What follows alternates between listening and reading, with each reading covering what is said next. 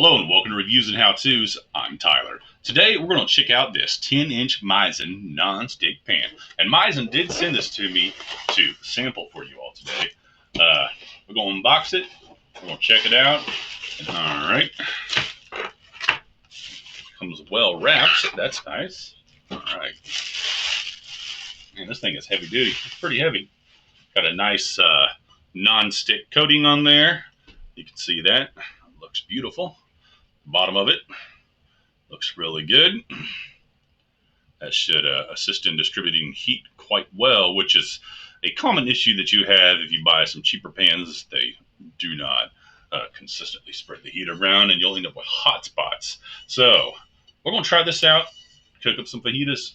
All right, so we've got it on our stove. So let's go ahead and throw a little meat in there, get this going.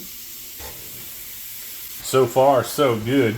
It's cooking really even. It's got some nice caramelization that's going on the meats. That's always good. All right, we'll go ahead and add a little seasoning to our meat here. The meat appears to be done. Next up, we're going to move on to cooking some onions and some peppers. All right, and boom, just like that. This thing's clean, super easy.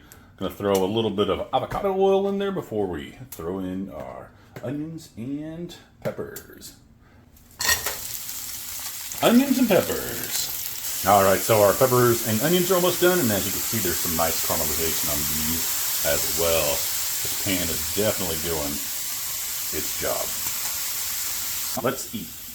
Tortilla, meat, peppers, cheese,